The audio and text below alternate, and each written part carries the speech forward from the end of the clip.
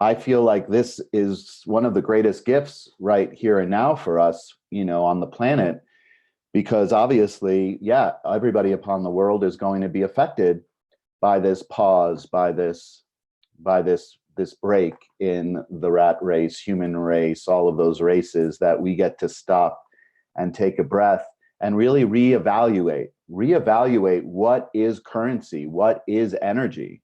Because I think a lot of people are going to start believing that actually health is actually more valuable than money, right? That well-being, and that even experiencing this vibration and this frequency that's elevating you to a really beautiful deepening of your spirituality and connection is so valuable. It's abundant, it's powerful.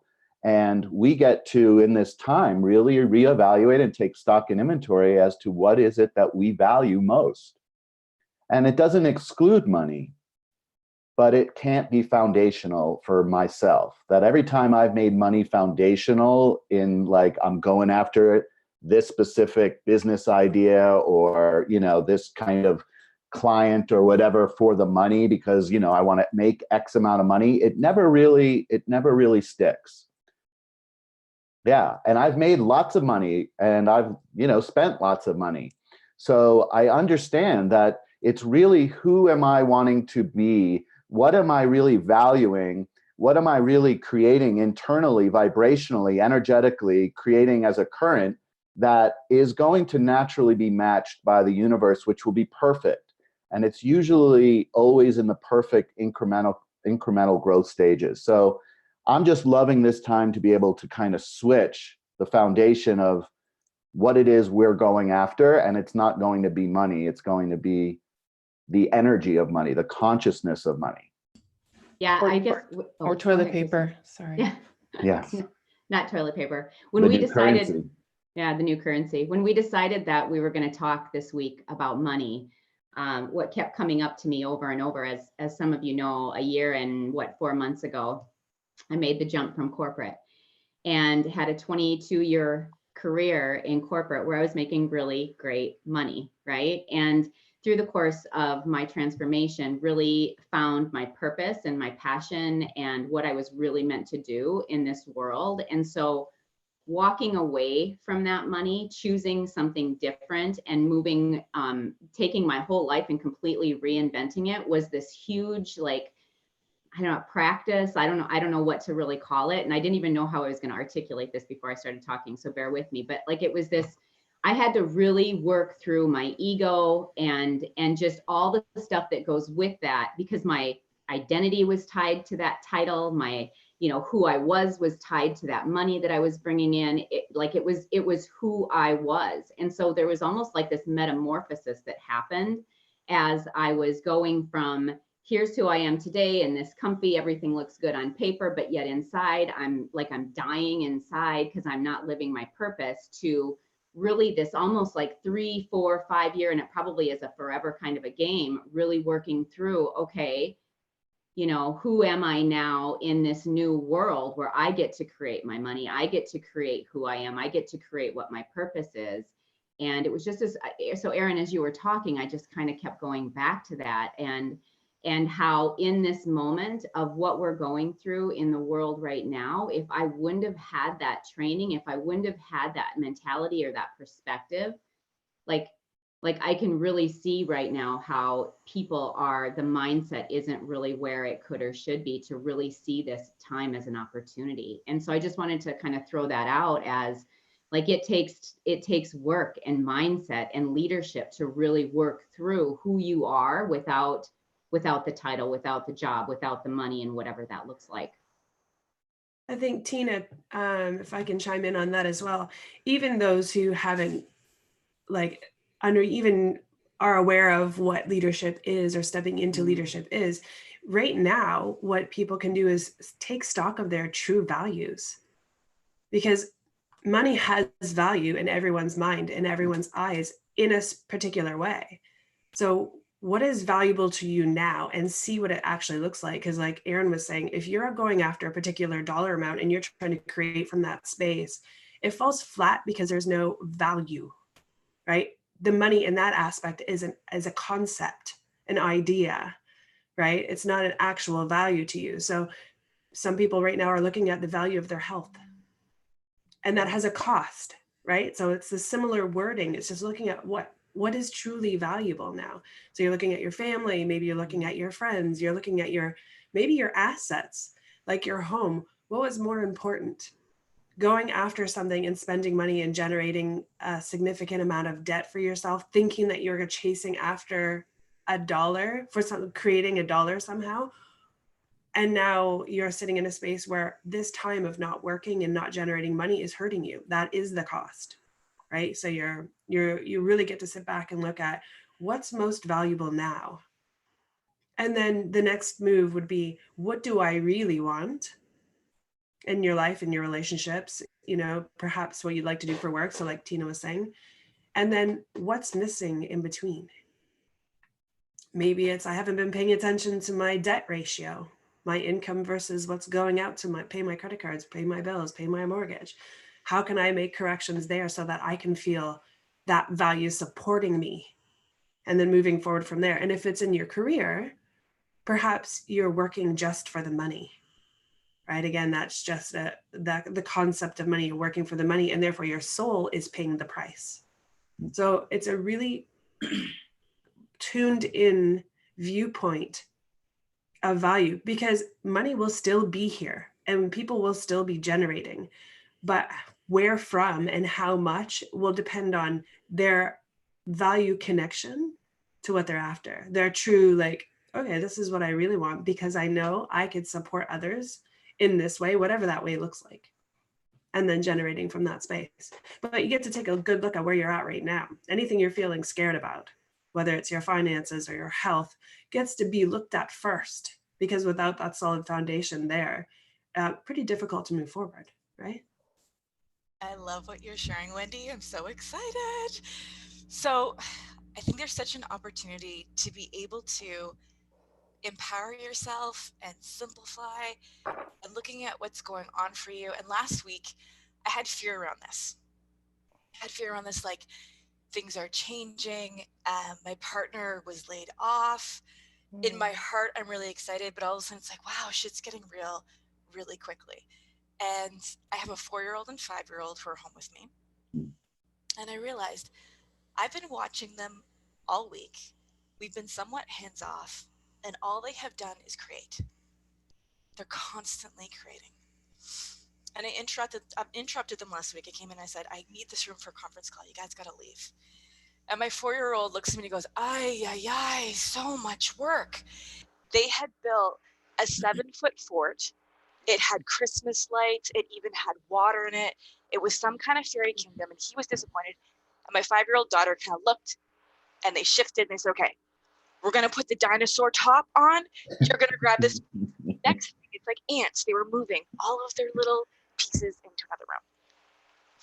And I realized it's not just that they had been creating all week when just naturally left to their own wild instinctual devices. It's that they've been creating resources all week. They didn't look and say, okay, I have 5 pillows, 2 sticks. What do you want to do with 5 pillows and 2 sticks? I don't know. What can you do with 5 pillows and 2 sticks? It goes right to their vision, a fairy castle. It's going to be huge. Your dinosaurs are going to go in it. It's going to have running water. And that vision, they've been pulling it off all week.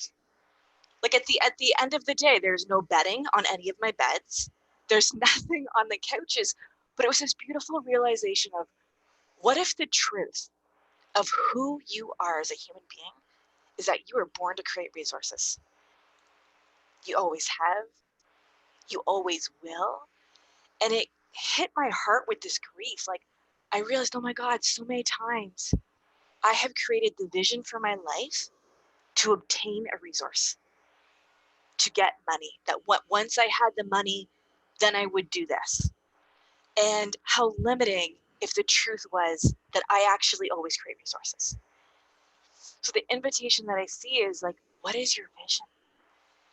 What is your vision? And what is it that, like, there's this huge opportunity of, yes, things are falling apart, but that never has it been, in my experience, like in my mind, more fertile soil to create change, to totally have something that is just off the charts. And what would it look like to think like your fairy castle, like that thing that is inside of you? What if this is being set up to support just that for all of us? And that's part of the opportunity that's on the table right now. Oh, I love that, Kimberly. One of the things, when Kristen, you shared that this is this is going to be a conversation this morning around money. I don't know. Has anyone heard of this book? The Law of Divine Compensation by Marianne Williamson. My favorite book. Yes. It's incredible. Like I think I even recommended it to Curtis as well. Yeah. So, I've been doing a live online series, and Beth was my guest on Thursday, and I'm going to kind of lob you up. I'm going to tee you up, Beth, because it was just so beautiful what you shared. And it kind of goes into what she states, what Marianne Williamson states in this book is like, what matters now is what you think. So in the work that we do, it's like your way of being and your mindset and like how you be with what's going on around you.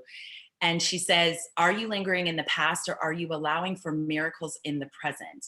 And one of the things that Beth shared on Thursday in regards to just talking about energy and spirituality and power is right now we're in the coronavirus story. And you get to choose right now who you be and how you operate in this story. You get to create your character. So that kind of leads in or plays off of what Kimberly just shared.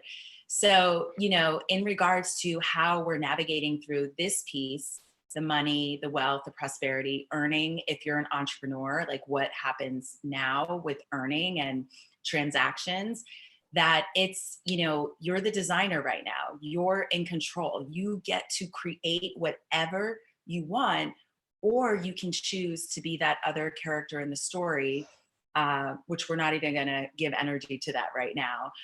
So I love that, Kimberly, that, to have that visualization of just your children being creators, and then knowing that, that piece that Beth, you brought forward this week, that we're in this story right now.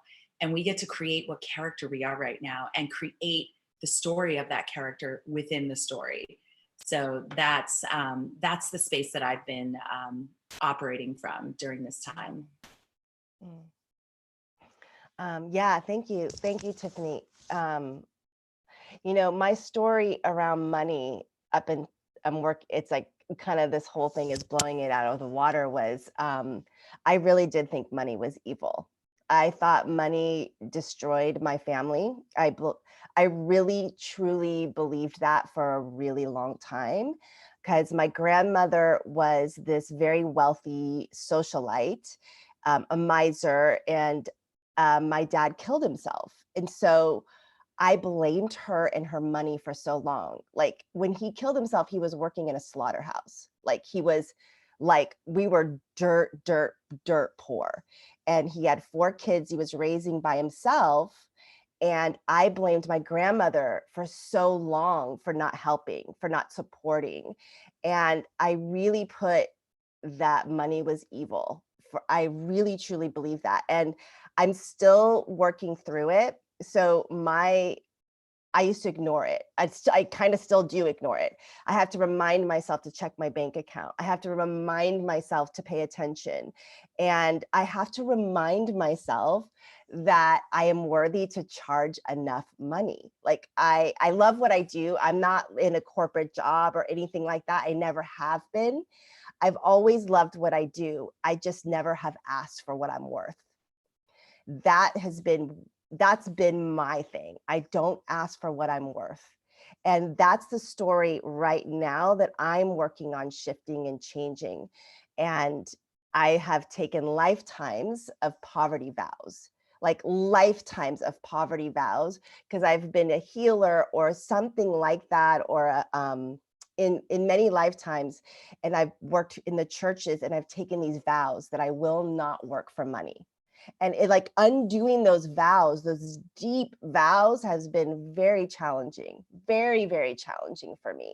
And so it's like, I get to form what is a new relationship to money. And it's incredibly difficult for me. I'm going to be absolutely real.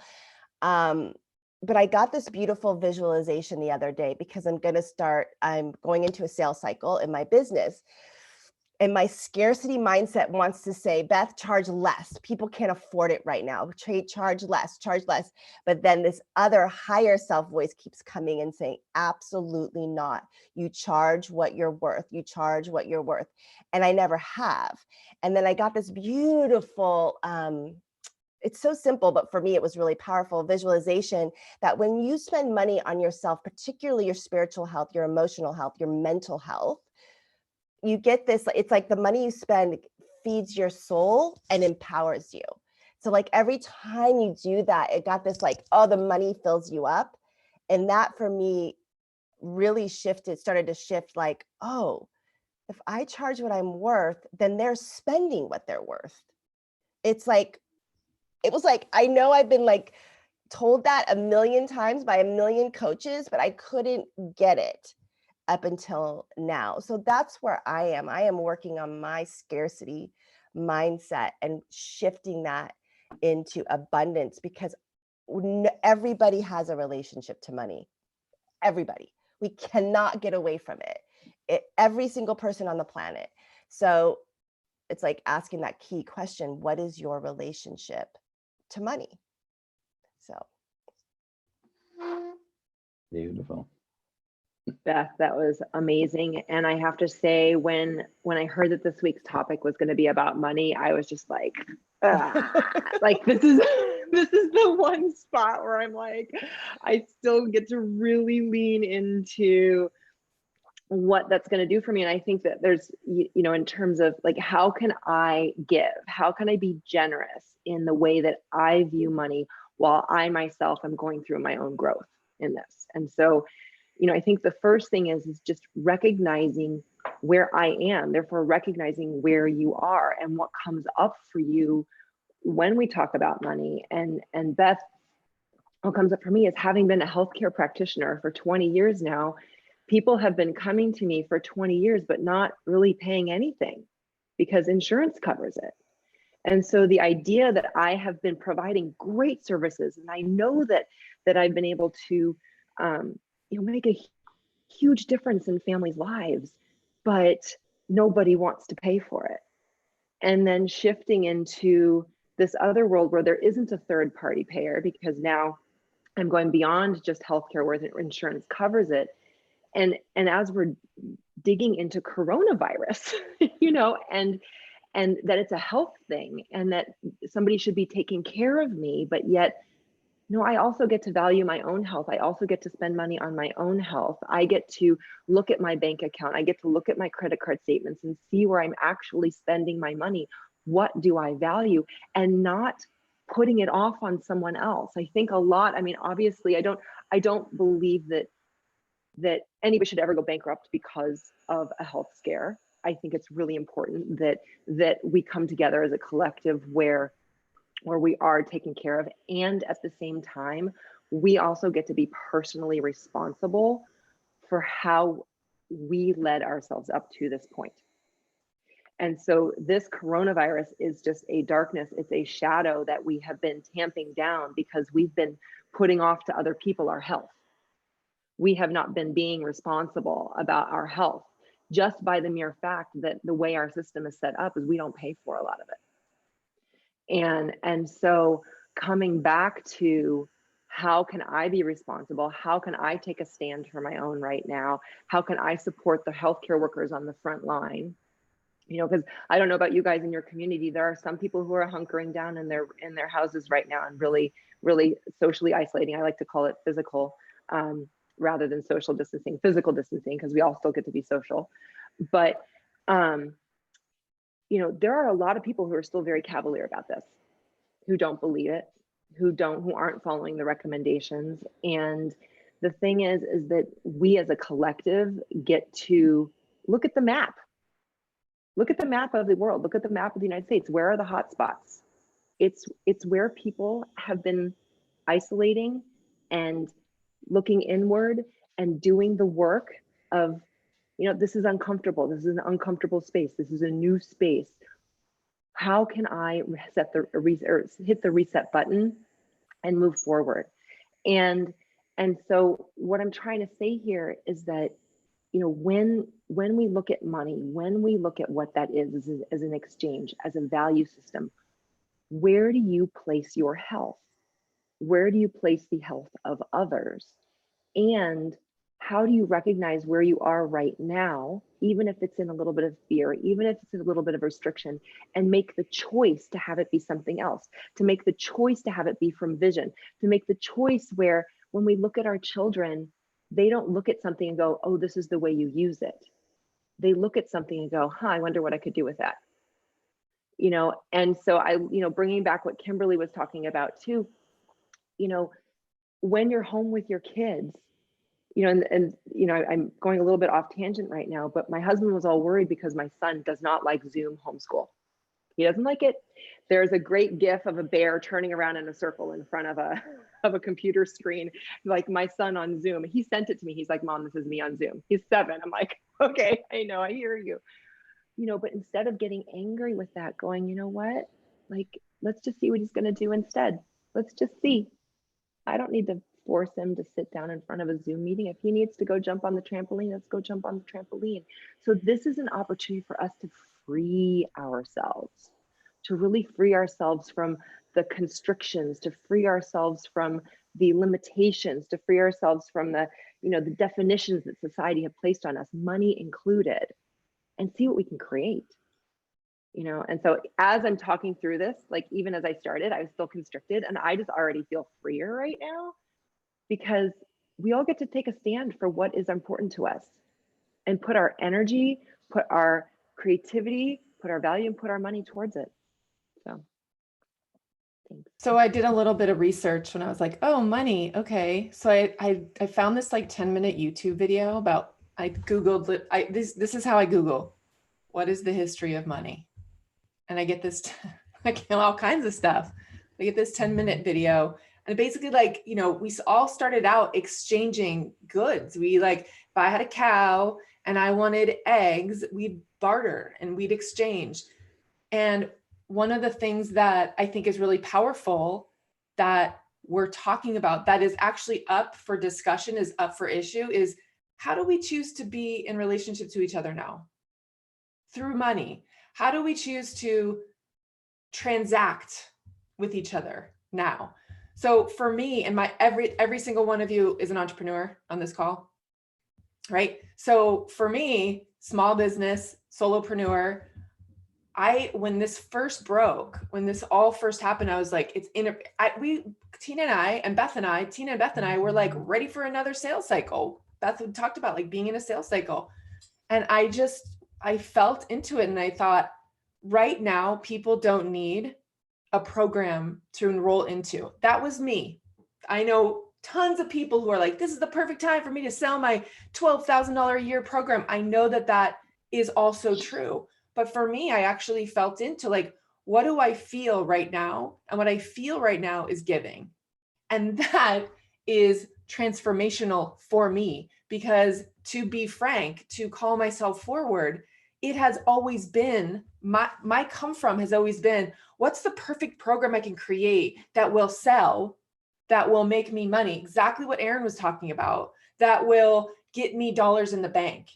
And the most profound gift that I've had out of this whole money, what am I offering right now? What am I really called to do right now? Is that every single person, I'm looking at the attendees, there are 15 people who are listening. Every single one of them right now doesn't have a dollar sign attached to them. Like, I'm being totally 100% transparent. Whereas before, my operation, like where I was coming from, was how many people are on, what's the close percentage, what's my conversion? Like, people became dollar signs.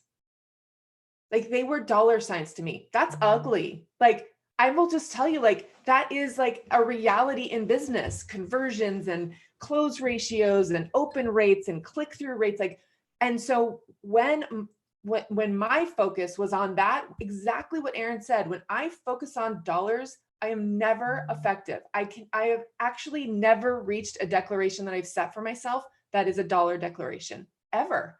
And so I don't know if you all watching know this or not, But my declaration with these Facebook Lives is that we give out with no attachment. There's no registration. I'm not getting emails. There's nothing that we're getting. We're giving out.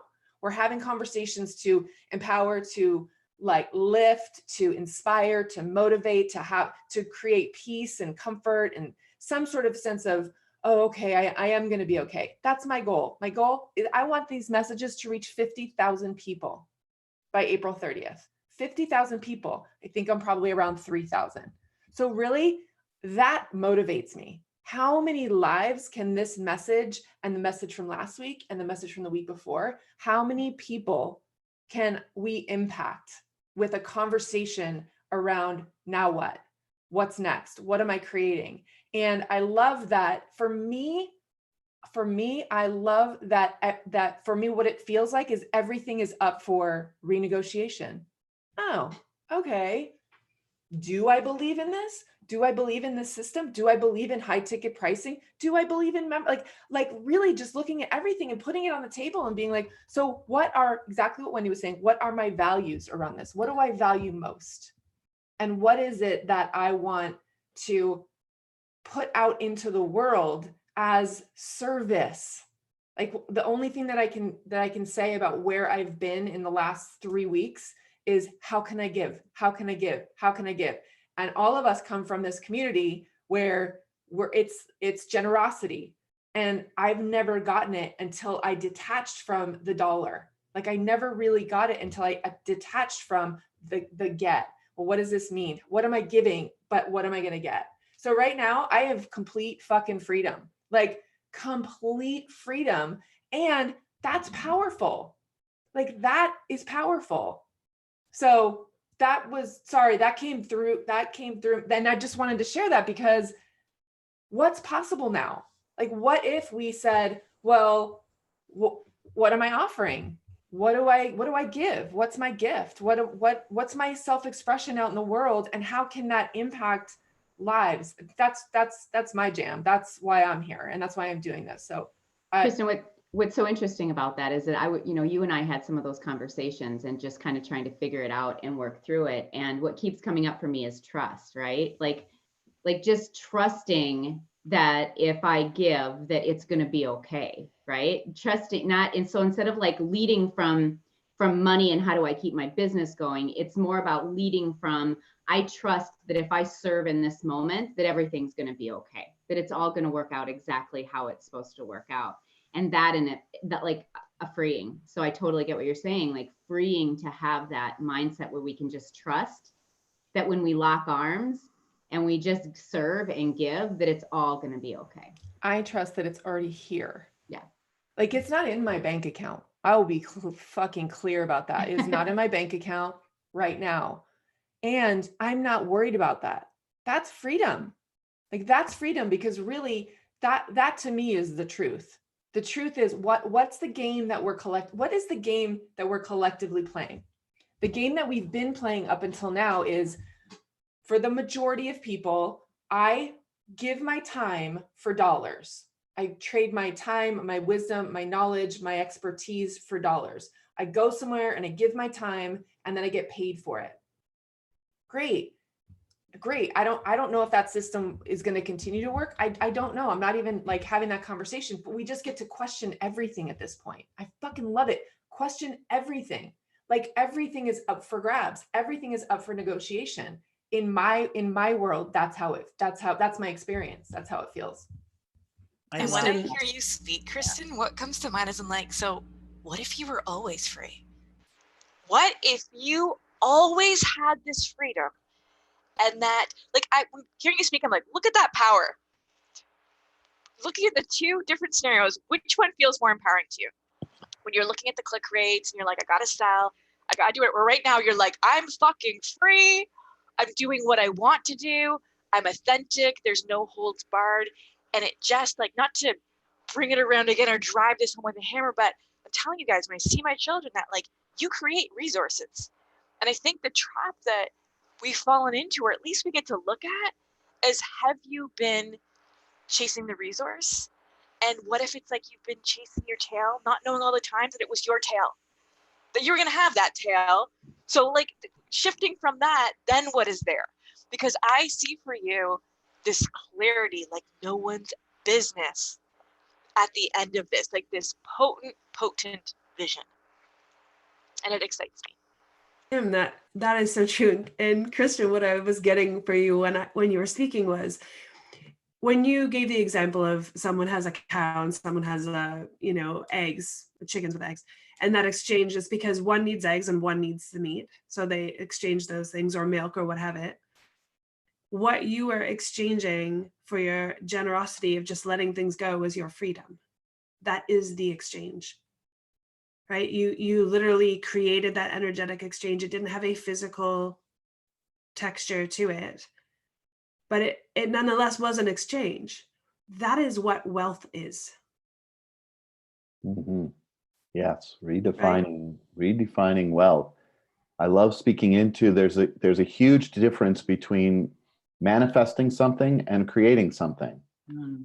And when we are going for manifesting what we think we want, we're locked in the isolated prison of our minds because we think $1 million is going to make us happy. We think this relationship's going to make me feel loved and bring me happiness and all of that. Manifestation is literally a mental concept that actually brings a weight and a heaviness. And I can base it in science, is that when we are operating from a mental capacity, we're actually creating these thought belief systems which carry weight, electrical impulses. Our thoughts carry weight.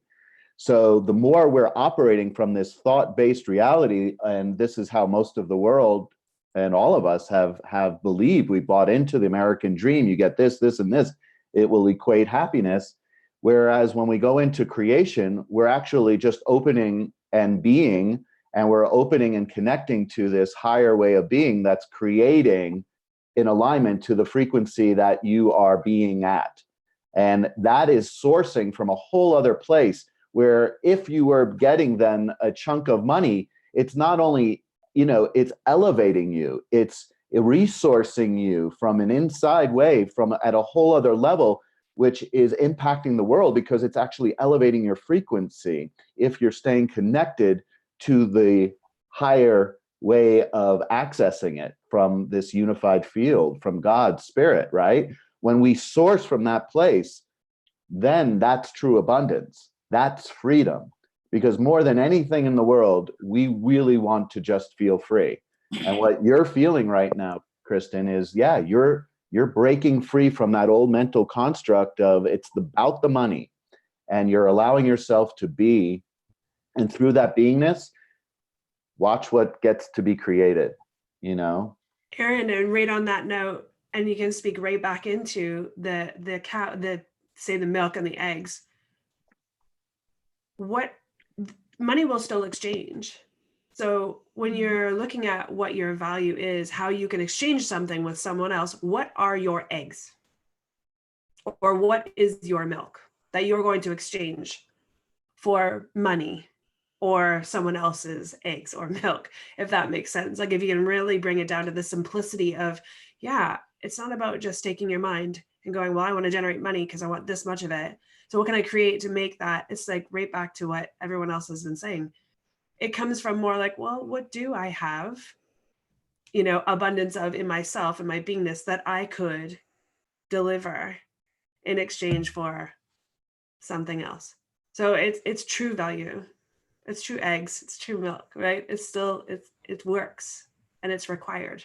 So we will still go on and generate from that space now with more deliberateness, with more true value, with more truth inside of it. So people can actually connect with, yeah, I really do require that for my business because that will definitely support me.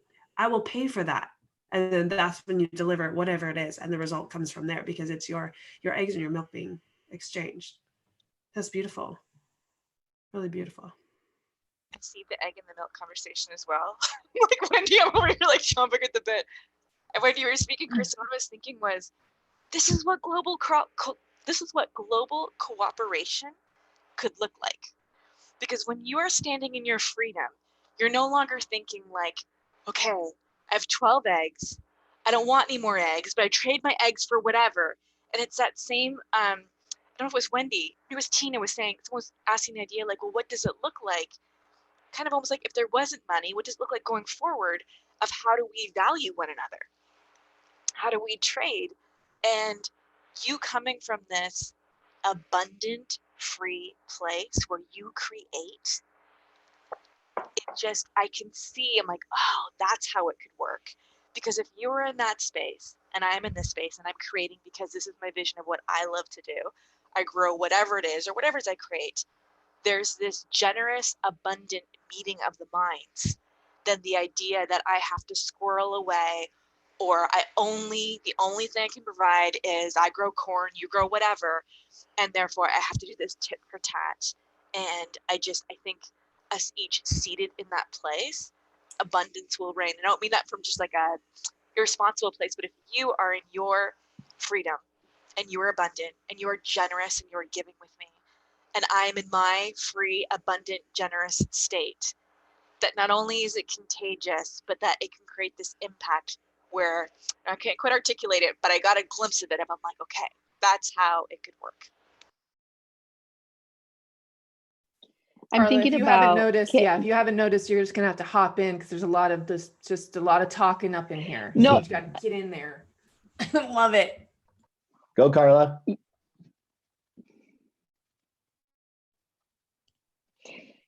So the thing is that I don't know if you guys can hear me well. You guys go in and out for me. So I apologize in advance if I start disconnecting, and please let me know. I'm really empowered and excited. Like, this conversation is pumping me up. Like,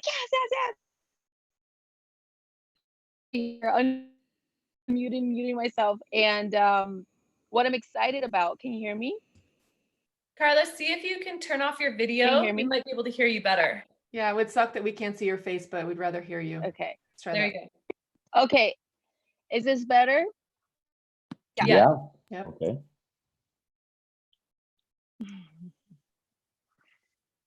How about, okay, so there's a little delay. So I'm just gonna speak into it. So what comes to mind as everyone's speaking is identification.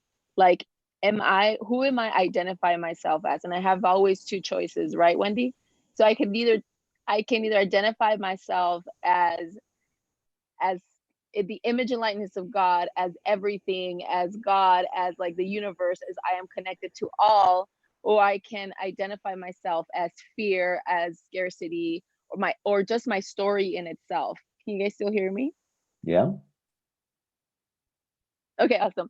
So I'm thinking about that, in every moment we're faced with the choice, and our results are always telling us where we're standing at all times. So it's like information. Okay, I'm right now in my story. So I think a practical way to look at it, because I'm thinking about the people who are listening to us, and I was thinking about what Beth, I think it's Beth, was saying, and she was really authentically sharing about what she's working through. And I was like, do people really know their conversations around money? Are really, like, what better time than now to slow down and sit down with yourself and look at your 0 to 7 and, like, what are my beliefs around money? Like, what did I see growing up? What was I being shown all the time?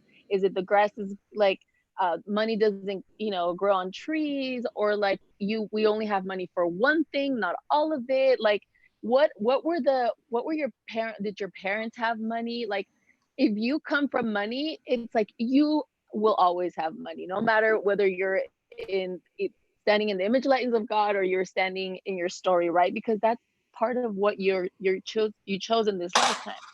So what I'm speaking into is, like, we are creators, right? And whether we are conscious of it or not, we're always creating, and we're being right about what we're creating. And in this moment, we're talking about money. And so, are you being right about your story, or are you being right about what's really your birthright, right? Which is wealth, which is all of the things, which is like really tapping into the quantum field, and like really saying, this is what I am desiring, or this is what comes to me right now in this moment, whether it's money, whether it's, the love of your life, whatever it is that you're generating. Like, we are creators. And so in this moment with the conversation about money, it's like, take the time to look at your beliefs around money and look at how they're being represented in your life right now, and hone in on, who am I really? Am I my story, or am I in like an infinite creator? And identify yourself with that, and watch your life expand, watch your life unfold in front of you. And I just think, what an amazing opportunity right now to connect, to slow down. And I think that that's the beauty about what we're going through. I was sharing with you guys earlier that I'm coaching right now a group of like 70 some people, and we're like in the front lines of people's conversations around all of it, right? About their businesses, about their money, about, at the end of the day, the question is, were you having these conversations before the coronavirus? Because now the coronavirus is just becoming another excuse in the books for you not to generate and manifest what you came here to be or do. And so that's really like, get underneath it, like really do the work and look at what your belief systems are. I love that, Carla. So what I'm hearing you say, those two stories, and what's really supported me specifically over the last 5 years, I have, like Beth and like Kristen and like Wendy, I have a really like powerful story and experience with money. And the two mindsets that have just been working for me over the past 5 years are that abundance mindset and the scarcity mindset. And not shaming myself or anything when I'm in scarcity or having that conversation, just really being gentle with myself and looking at that conversation, breaking it down, or as I say, come out of the closet and talk to someone about it, and not let it just be who I am in the moment. And just always knowing that there is abundance everywhere. I love what Erin, you said in the chat, that, money doesn't grow on trees. It is the tree. It's everywhere. And whether, it's money or wealth or prosperity, or, how we've been talking earlier, the egg, the cow, our health, that it's everywhere. And really, what's been supportive to me, again, is just really being gentle and knowing I'm going to always have a scarcity story. So Carla, thank you for reminding us about our values and our 0 to 7, from when we were born up until we're 7 or 8, that we have an experience with it. And it might be very different from where I am today at 45, but that ain't going nowhere. That's not going anywhere. It is in me. It is, my identity. And to really nurture that story and let it say what it wants to say, let it feel what it wants to feel, and every moment it pops up. And I love how you presence also that, your money story has been running before this coronavirus story started. And what a beautiful time now to get intimate. And as a bunch of us had said, have said this morning, to, really dive in and lean into that relationship with money. And I'm just leaving this here for some reason. We get to remember it ain't going anywhere. There's so many things. And, Kimberly, I get to tell you again, I'm really touched with what you shared with your children, just being resourceful and finding, and like, that's this story. There's stuff everywhere. There's things everywhere. There's resources everywhere. So, that's just really, what I want to land is just to be gentle to the scarcity story, and know that if you're worried, if there's fear or concern or something is actually happening, be gentle with it, and just know that this is always here. It's not going anywhere. Yes, Like Tiffany, Erin? thank you for Yeah, bringing that up. definitely. Can you guys hear me? Yes. Tiffany, thank you for bringing that up, because that is a very important piece. The neutrality in which we look at ourselves is key in the forward movement of generating a different result in our lives. Because if we get in the stuckness of like, I am my results, then forget about it. It's like we're going lower into vibration that doesn't serve us. And we're definitely, money does not exist in that vibration. So thank you for bringing that alive. You know what was And I coming even for wanted, me? oh, Oh, sorry, go ahead, Carol, Wendy. go ahead.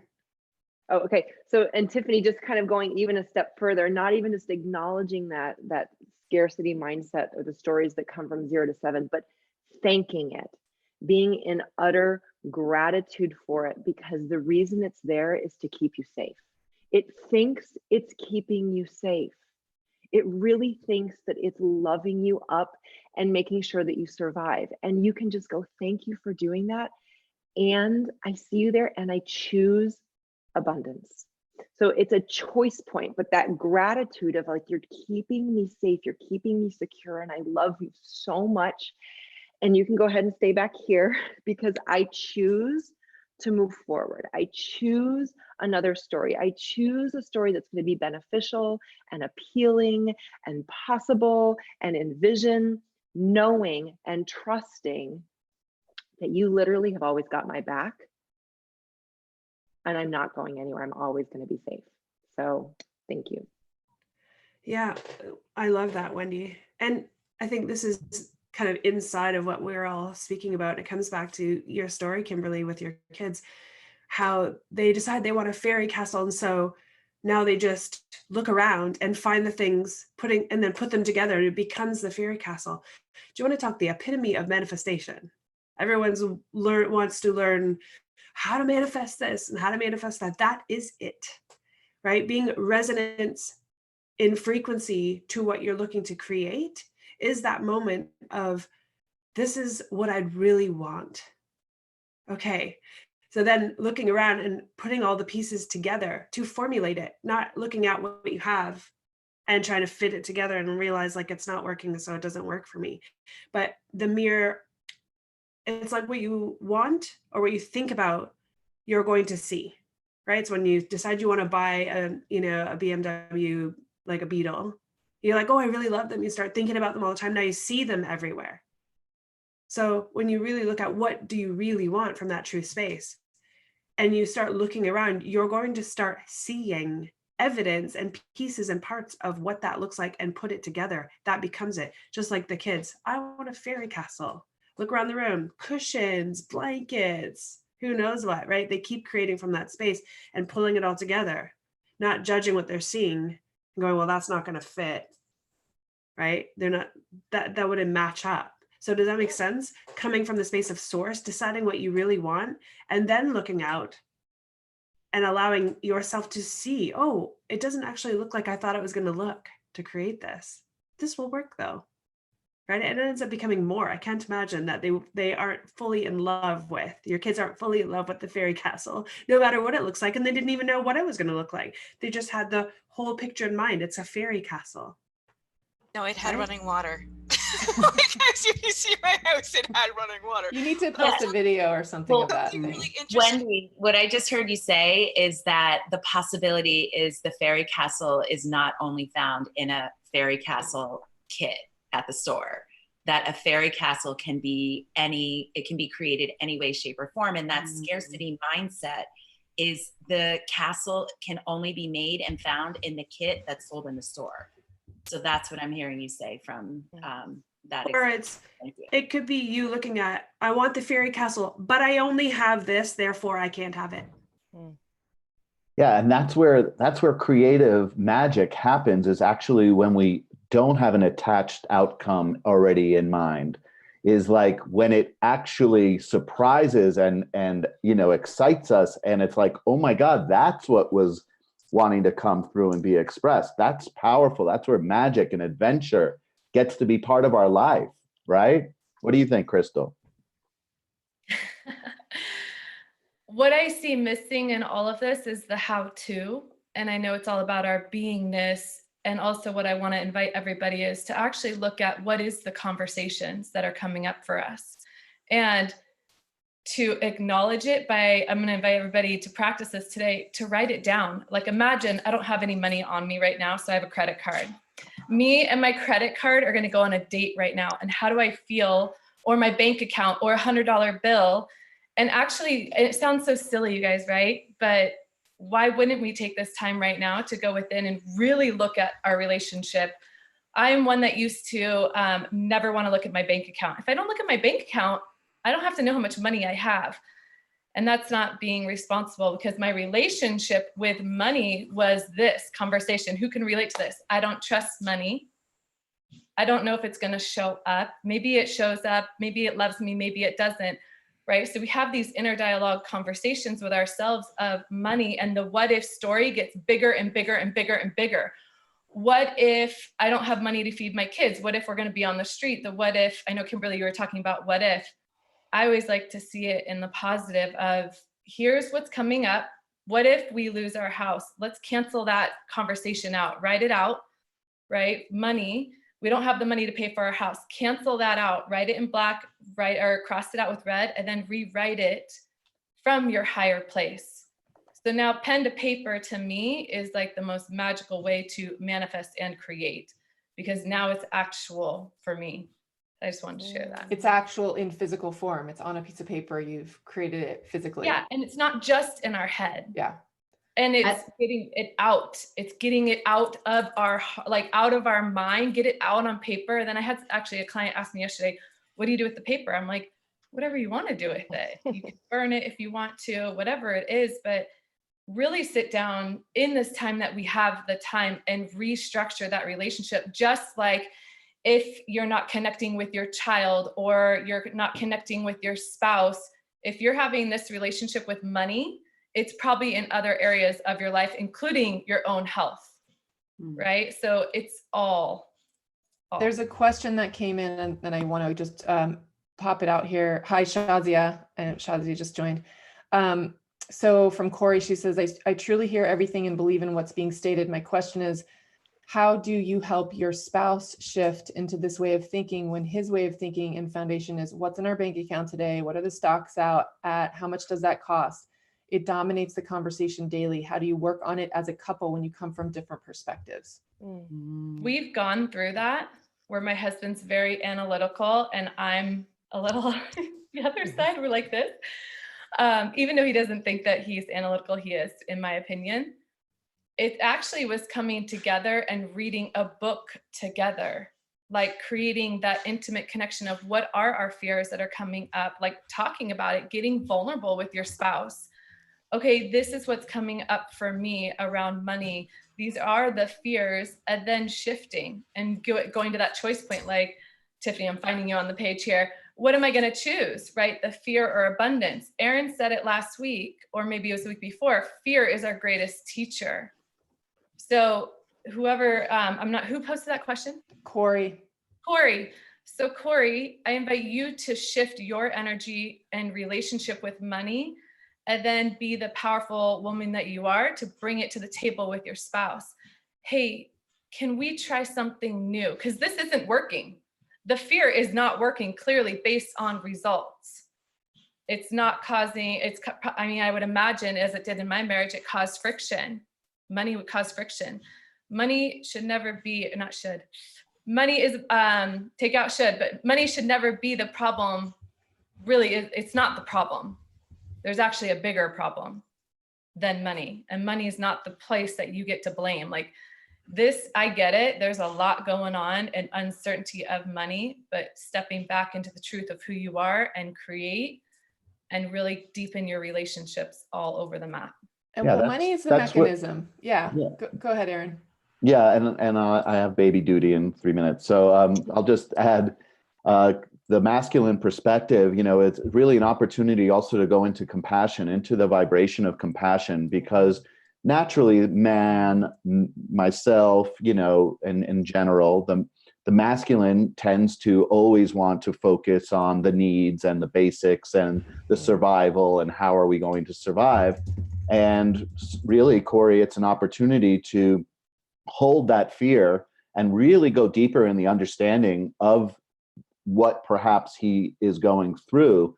And from that place, it'll definitely generate a space for something new to come in, and like a level of appreciation and gratitude for how much he holds that inside of himself. Because, like myself, it's like there's a part that just naturally gets wired. The second my boy was born, is like I felt I had to go out in the world and hunt and gather to protect, provide, and and it's just kind of the way we go naturally and wired and into, the plan, what's going to be the plan. So it is an opportunity to meet him from a deeper place of your own compassion, feminine energetic, of holding and understanding him, and absolutely creating an invitation for something else to be infused in that way of being. So once again, always an honor and a privilege to be with all of you powerful women. Thank you for your contribution, Erin. Bye, Bye, Erin. Erin. Thank you, guys. I love Have you. a wonderful rest of the day. Thanks, darling Kristen. I'll talk to you later. Yes, you will. All right. Oh, wait, Erin's interview is live today on the Oh, on the yes. Warrior,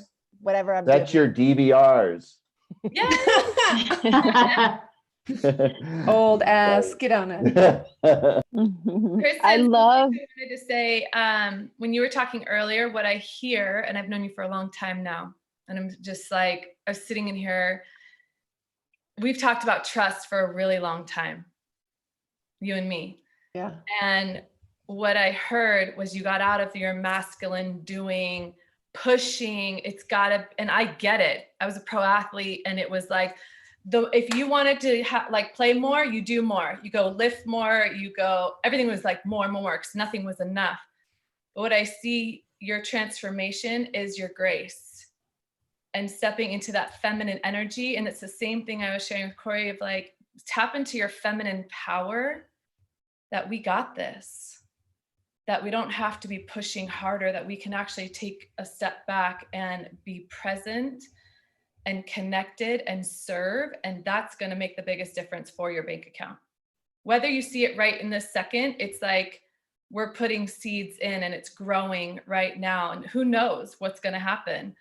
But that seems like a much more fun way to do it. I know. So fucking fun. Yeah. Like, I don't want to go back. I'm like, thank you, coronavirus. And then I say that and I'm like, no, I mean, like, I don't want people to get sick and that whole thing. And there's a lot of like death and it's all happening. And as if I needed a reason to stop doing, to stop focusing on producing, to stop being in that masculine drive, push energy, which I have been pulling out of and receding from over the last like 3-4 years. It's been a process.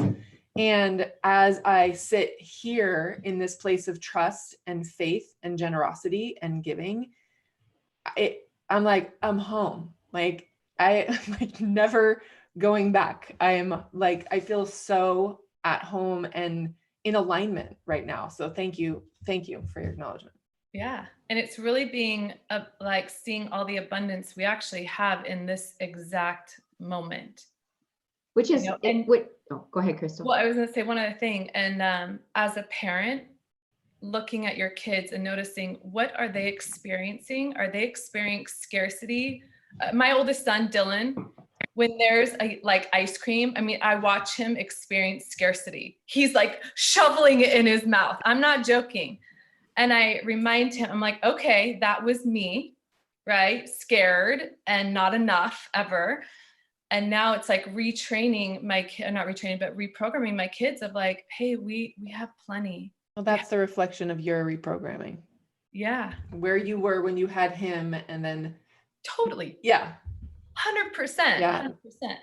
And so it's beautiful to watch of like, hey babe, we got it. We have an abundant amount. If we need to, we'll go to the store. I'll go buy you another thing of ice cream. You know what I'm saying? But and noticing that within us right now in this time, what are we sharing with our kids in this time? Yeah, I know you have something. Or Tina, sorry. No, that's fine. I was just going to say, it just brings up that whole point about like the possibility that we have right now in this moment, right? The possibility to go inside and look and reflect and not only for ourselves to go within, but Crystal, just like you're talking, we have the opportunity right now with everybody around us, whether they're in the house or whether we're on Zoom calls or wherever they are, we have the opportunity right now to really help other people through this so that they can really see that abundant side of it instead. Because I think the majority, like I think a lot of people really just automatically go to that scarcity mindset. And this is an opportunity for us to really pull up out of this and help people really, really see that the abundance, like when you look at it from this other angle, there's just so much opportunity out there. You know, I just want to piggyback off of that really quick, is that when we go out and share, when we come at it from the perspective of whether it's your spouse or your kids or the larger group here, we're planting seeds.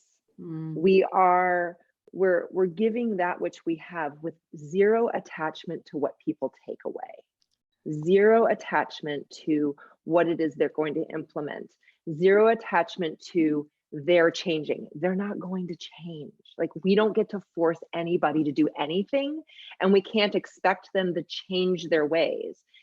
All we can do is look for cracks and openings and possibilities. And so when we free ourselves from, I need to change the way my mother thinks about money, I need to change the way that my husband feels about our bank account, you know, and you just come at the space of just like openness and possibility. And we know that we are source, which means that the change comes from within us.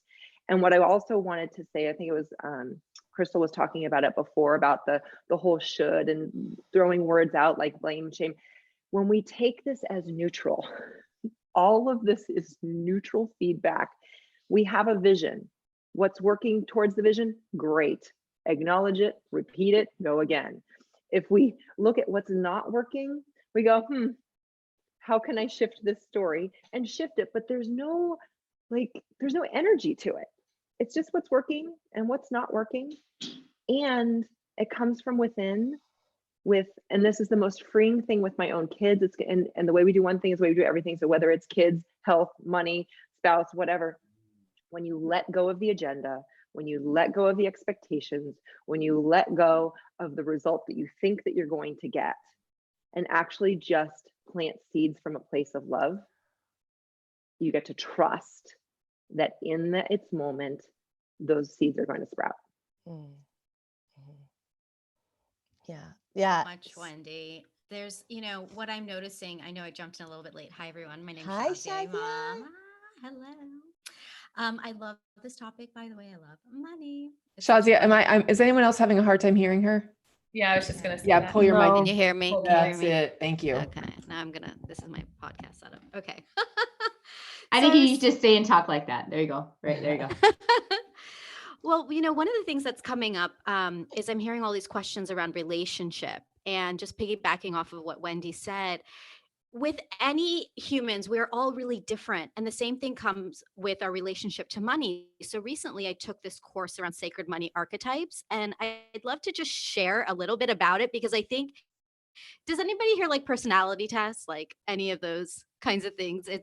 Yeah, right. So I took this awesome course, and it was about sacred money archetypes, and that there are 7 money archetypes, which helps us to understand the difference between people. So I think a lot of what we've been hearing so far with mothers or spouses are, the first type is the accumulator. They're the ones who like to be safe. They like to know their numbers and all of that. And so accumulators feel really good when they're safe. And we just have to understand that about them. The other type, I wonder if this is anybody watching, are alchemists. Alchemists can create money from nothing. They just have an idea, it sparks, and there you go. And alchemists can sometimes feel like they don't fit in because it doesn't work with our paradigm here in society. So alchemists and accumulators tend to just be at odds, and it's okay. It's just different. So next you've got connectors. Connectors are the people who just connect. They're not really into the money, but they're into the connections. They're really good into building relationships. These are the people who can make money through referrals, relationships. You've got mavericks. Mavericks are the people who don't like following any rules. I know we've got mavericks on here right now. Mavericks don't like to follow the rules. They're the ones that we see who are innovators, like Steve Jobs, and people who we're hearing all these stories of, like Airbnb that was developed after the last recession. Yes, you can be more than one. Absolutely. Absolutely. You've got rulers. Rulers tend to be the high-driven entrepreneurs. They're the ones who like to just keep going, and they won't stop. They're relentless. You've got nurturers. Nurturers are the supporters, and they give and they give and they give, sometimes giving a bit too much of themselves.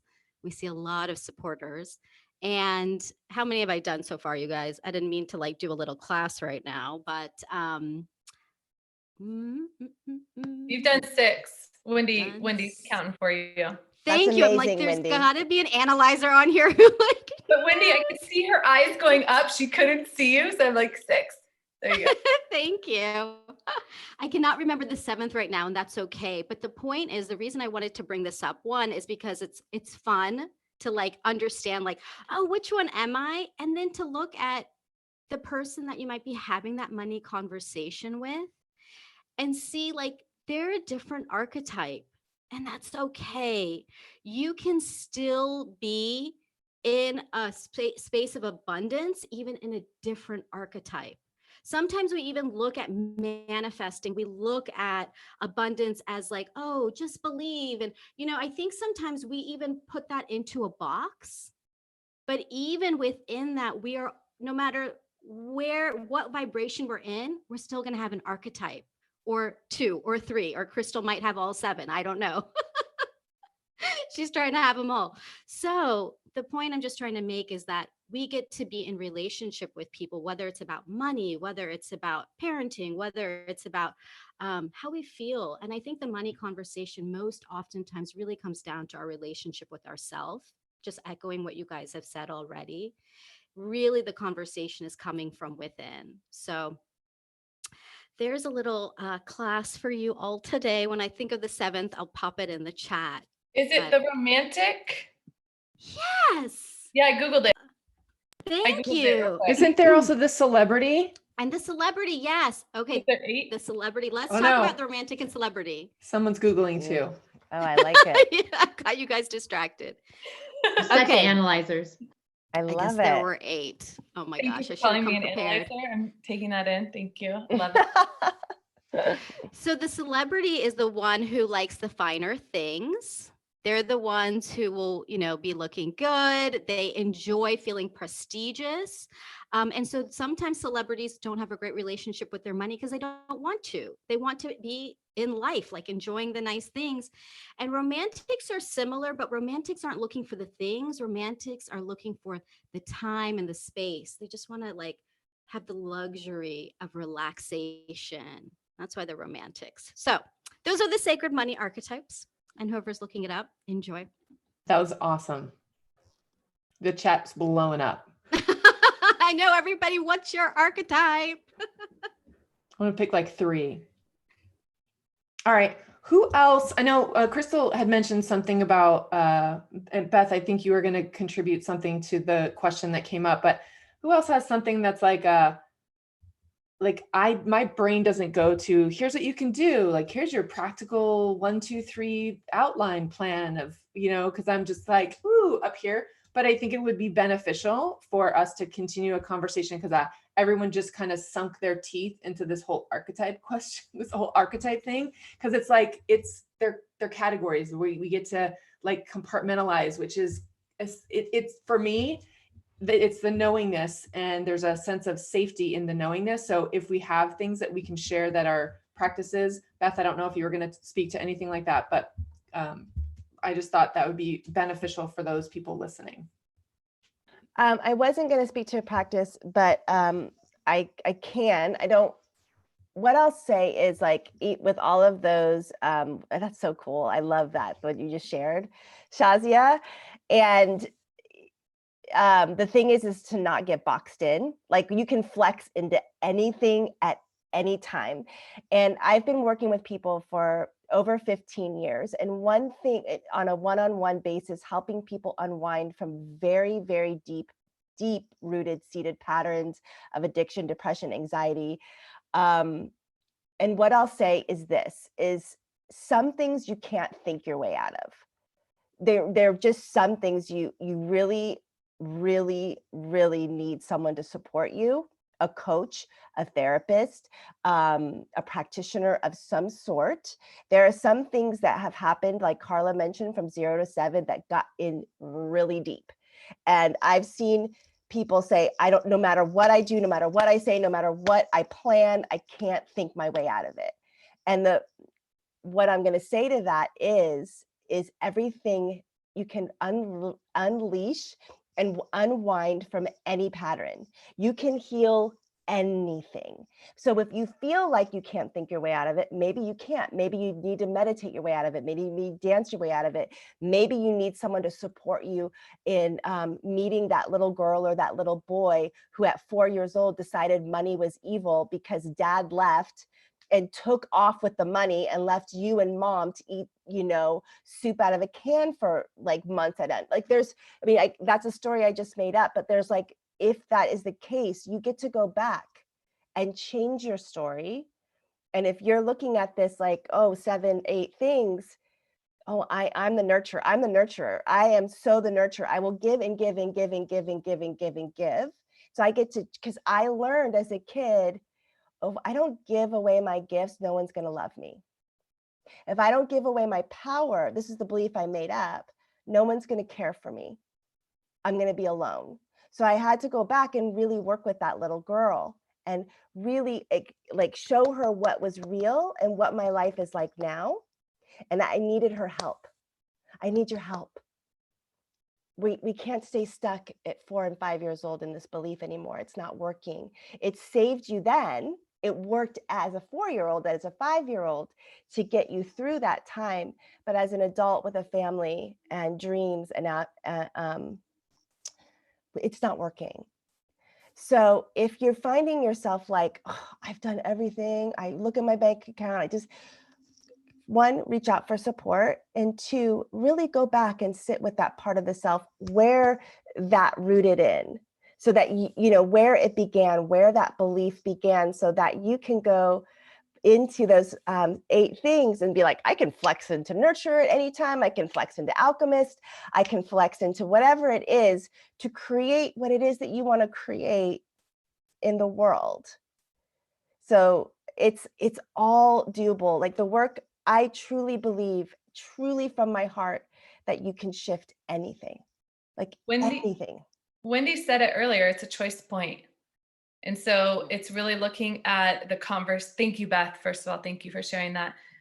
The conversation, I had someone share this with me one time and I was like, oh my gosh, how simple this is. You can hire and fire that voice in your brain. So the conversation that's going on between the ears, you hired that voice at some point in your life, and you can fire that voice and rehire whoever it is that you want, whether it's the highest version of you, or maybe it's someone that you know believes in you so much, or whoever. Like I had one friend say, it's my aunt. She's always believed in me. When my parents weren't there, my parents didn't believe in me, my aunt always believed in me. I'm like, great, hire that voice. But that's an opportunity too, to look at as an adult, as I'm 38 years young. I like to say years young versus years old. I get to choose my highest version of Crystal as my voice versus my fearful 0 to 8, 7, whatever little girl, you know. Money didn't grow on trees in our family. That was our story. I would like to piggyback, this is Carla, on what everybody's saying. So I'm thinking, so the 0 to 7, sitting down, writing your beliefs and looking at that, right? And then choosing, okay, think like just having an awareness of that, right? It brings a lot of freedom. And then choosing to be, you know, the image and likeness of God, or all, you know, perfect, whole, perfect, and complete is what I was thinking about, right? And then choosing in that moment. So I'm just thinking as how it relates to my own personal journey. So I remember I did transformational work when I was 18, and I was like, oh yeah, I did all this work on myself, like transformation, I'm committed, da da da da, right? And then, you know, life happens, and then I'm coaching people like 3 times my age. And I always still felt like there was something wrong with me. Like, what's wrong with me? I've done all this work, right? Like, that's like okay, I've done all this work. There's still something wrong with me. Like, what is really wrong with me? And then I kept diving in. And then one day, then I was 30 and I felt like stuck in a rut. And I'm just speaking this into anybody that maybe needs to hear this. And so then I met this man who basically used tennis as a metaphor to teach you things about your life. And he was working with a dear friend of mine. I was learning so much from from him. So I get on a call with him, and he says to me, and I say to him, hey, I'm an intelligent person. Like, I know I'm so creative, like, and I feel like I'm like stuck in a rut. And he said, okay, have you been sexually molested?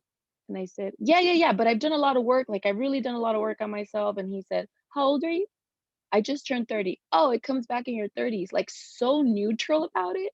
And I was like, what do you mean it comes back in my 30s?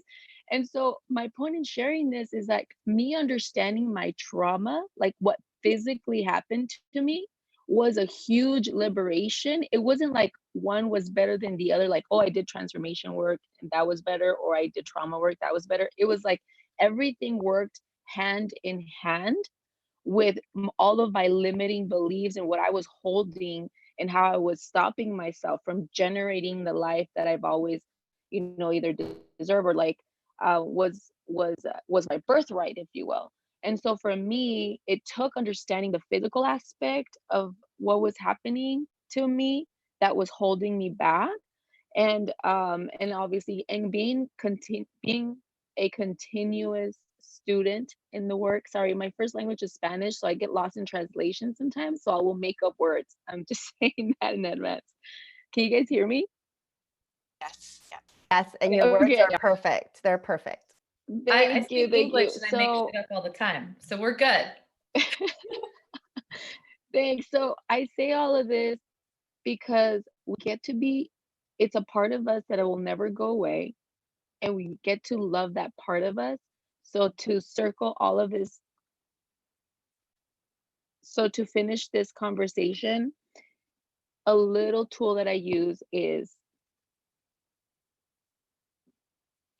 sorry guys, the call keeps coming in.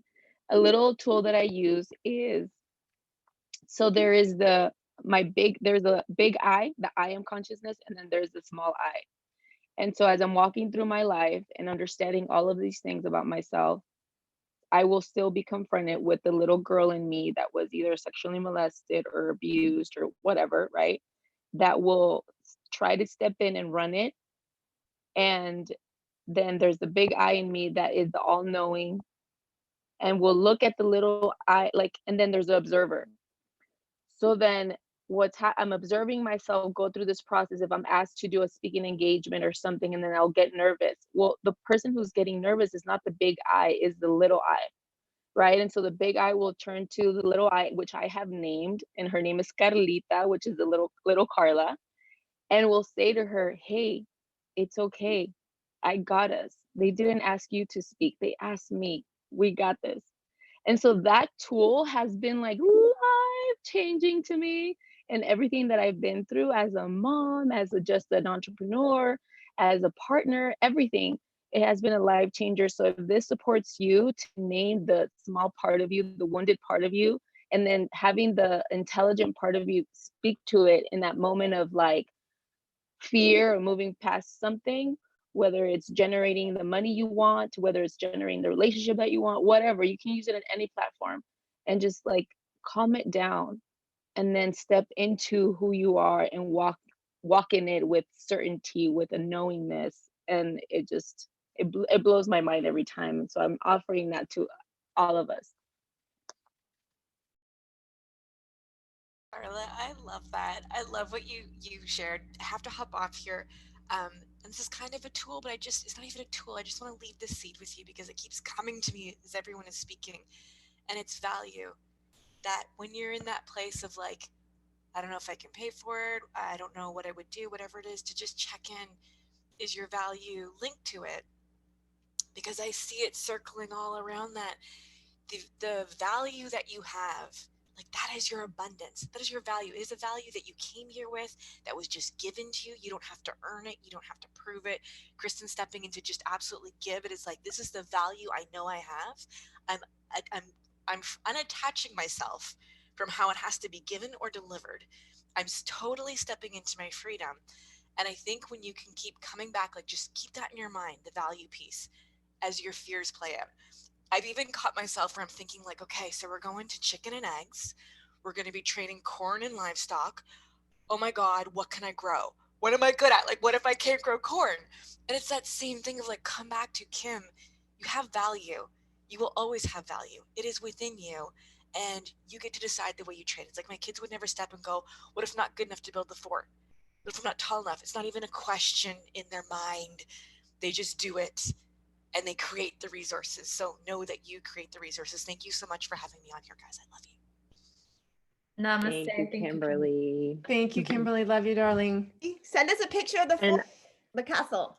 I will. I'll start to, you'll be horrified. You'll be like, oh my God, I'm not joking when I say like, I'm like, we don't have 32 pillows. Oh, we do. And you take all the bedding, all of the couch things. I'll share the disaster. Bye, honey. Bye. And I want to piggyback. Thank you, Carla. Thank you, Kimberly. I want to piggyback onto, really, when we dive deep and figure out where our stories and our beliefs come from, and we acknowledge and love and then choose to go forward, sometimes we can get stuck in what is that choice forward and what is the value that I bring? Because a lot of times our value, our zone of genius is so innate to us that it's hard for us to identify what it is. And so much like Shazia was talking about the personalities, I don't know if you guys know this, but on another side of where we can really lean into to create vision and move forward, there are 8 play personalities. And so when we look at our children and the way that they play and they look at the world in wonder, there are really 8 different ways that they perceive and love the world and bring it in. And so do you guys want to hear about them? Okay.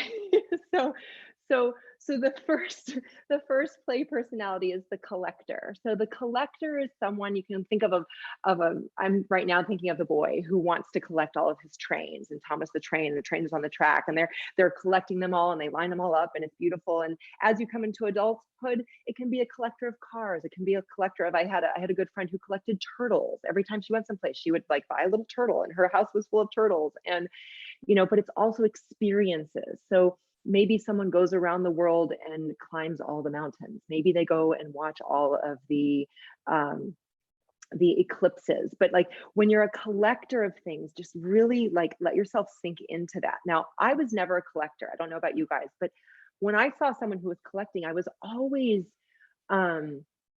really just envious, because I was like, I don't know what to collect. Like, is there something wrong with me? Right? That question. But I didn't realize that was just one of the personalities. And so, we all can shift into the different ones. So another personality is the director. So the director is someone who, just like this, likes to orchestrate things, organize things, tell people what to do, make sure that the lighting is right and the actors are right and the casting is right. And, and so this is the child and the person who really just kind of looks back and, is the social party planner. And so as you're thinking about which ways you want to go into, like, what is it that you love? What brings you joy? And really lean into that. Third one is the competitor. So the competitor, it doesn't matter what game you're playing, you want to win. It doesn't matter. And so if you want to win, if you want to be on the top, like the one thing about the competitor that we get to look at going forward, because I think our society is full of competitors, is we want to make sure that there aren't bodies strewn behind us, right? As the competitor, not only do we get to be on top, but we get to bring everybody else with us. And so you can win and everybody else can win also. It's not an either or win-lose type thing. And so we do get to look at that. Fourth one is the kinesthete. The kinesthete is the person who just loves to move for the sake of moving. They love feeling their body just for like the way that, you're out of breath, or you love getting up in the morning being sore because you're just like, yes, I worked hard yesterday, and so this is the person, this is the child who cannot sit still. And it's okay. You don't have to be labeled ADHD. You don't have to be labeled, have to go out there. It's natural for children to want to move, and it's natural for us to want to move. So just allow that to happen and bring joy to the world. If that's your gift, like teach them how to move, teach them that it's okay to move. And like movement, you guys, if we're not moving, we're dying. And so, this is definitely a zone of genius for me, is the moving piece. And, am it, love it, give it out. The next one is the artist and the creator. This is someone who can create something from nothing. So we've got the castle, we create resources, it doesn't matter what we've got to our disposal, and they also want to make things work again. So anything that was not, that was broken before, you'll take it apart, put it back together again. And then, or creating something from nothing. And I'm going through these quickly, and I have actually a report that goes into a lot more detail because it's not out there on the internet so much. Next one is the joker. The joker, this is your practical joker, right? This is the person who loves to make everybody laugh, the person who is just out there just like bringing joy to the world through laughter and humor. And it's so forward to keep moving, keep forward, and acknowledging that you are this person and you get to bring joy and love and light to all areas.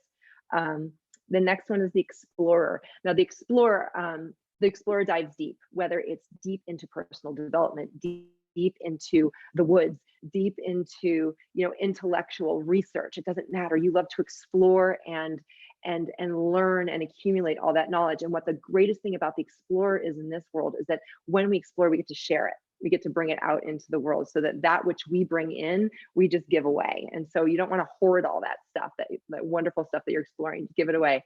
And then I think they're on the last one here is storyteller. We're all storytellers, you guys. This is what connects us.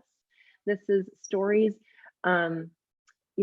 Children are making up stories all the time. We look at children's books and how magical they are. You guys, even if you don't have kids, open up some storybooks, open up some children's books, because they're just full of imagination and wonder and creativity. And so as you're making at this choice point of like, this is where I was and this is where I want to go, tap into what brings you joy. Tap into what things just really light you up, and run with it, with your family, with your business, with everything else. The money is just the result, right? The money is just the result. And so I'm going to I have my, I'm going to post this here, the play report, so you guys can download that. And it goes into a little bit more detail about what play is, why it's important, and all the different play personalities. So I just wanted to bring that to the table, and I hope that really serves and lands with you as you guys choose forward.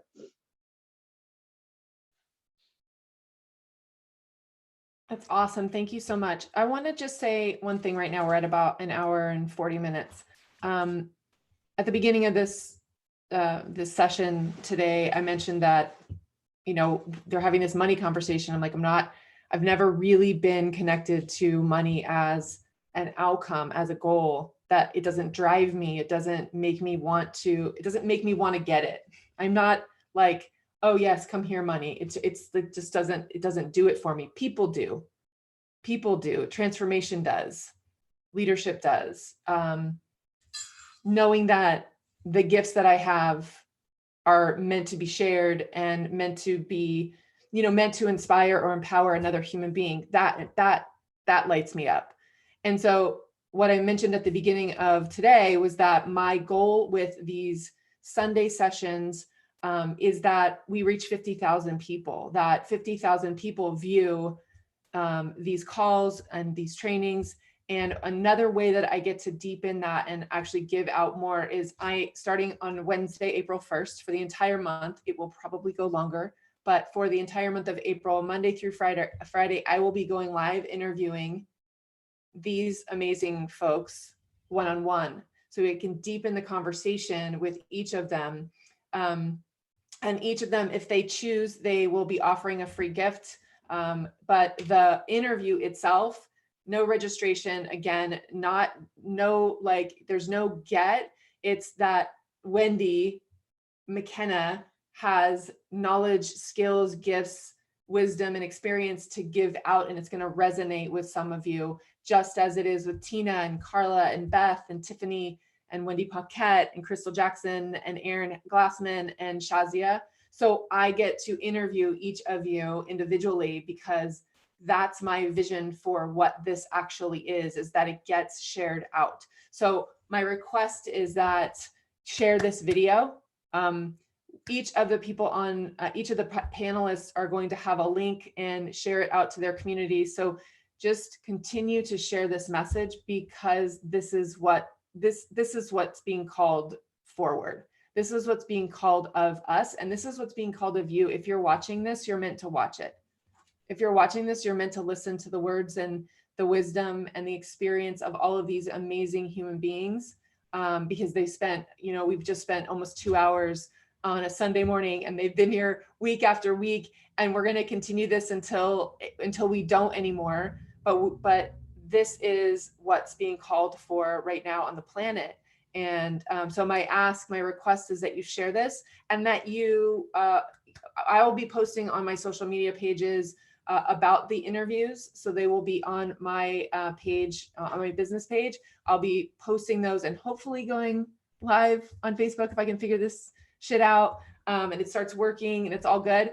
But I want to wrap it up here unless there's anything that you guys want to say in parting. I love each one of you immensely, like to my core. Love you guys for being on this journey with me and for sharing this out into the world. And I love each one of you people watching. Yeah, I may not know you. I probably don't know a lot of you, and I love you. And that really is what this is, that we get to share love and share our wisdom out with you. Yeah, and I would say the thing is then you get to go and share it with people that you know, right? You get to be the leader. You get to stand. There was a couple of questions in here today about how do I stand in my power? Those weren't the exact words, but how do I stand in my power with my family, with my spouse, with my kids, all of that. And this is how you do that. Share this video. Yeah, well, Sure. you rise up yourself, right? You rise up yourself in your own leadership so that you can help family and friends and everybody else through it as well. So it's about paying it forward in generosity. Yeah. I'm gonna also add, I put the link in there. If you haven't joined Rise Up Leaders, join the private Facebook group, Rise Up Leaders, and share it with your friends. And use that as a place of inspiration, of support, of love. Like, that's what it's there for. I'm complete. Kristen, thank you. Yes, thank you. Thank you. Shazia, you posted a question. I want to make sure that I got it. Yeah, there was a question from Hema just asking about the time that your interviews will be going live. So yeah, thank you. Okay, awesome. Thank you for that detail. So my interviews will be going live Monday through Friday, starting Wednesday, April 1st at noon Pacific. So noon Pacific, I'll be announcing who I have lined up. My first interview is Tina Paulus Krause on Wednesday. Yay! So Tina gets to be my first. If you were here last week, I'm posting the link to my page. This is the page that I will be posting, going Facebook Live through Zoom. If you were here last week, you know we had Judith Rich, and I will be interviewing her on Thursday, the 2nd. I love each one of you. I'm so excited to do this because it is coming through as the gift that is supposed to be given through me. So I just honor and appreciate each one of you for participating with me. I really do. I love you. Thank you. Thank you. Love you. Thank you, Kristen. Thank you. Love you. We love you. Thank you guys. We're here Thank you, every Kristen. Sunday. Until we're not, we're here every Sunday. And those links, all of these panelists are sharing the link for the Zoom. So please share and please participate. We love you. Mwah. I love how we look like the Brady Bunch right now. We are the Brady Bunch. We are the Brady Bunch. Beth, you're Alice to I'm me. gonna take a picture. Everybody smile. Hold on. I'm gonna take a picture. 1, 2, 3. I'll post it. My cheeks. Bye, guys. Bye. Thank you. Bye. Bye. Thanks, guys. Love you guys. Bye.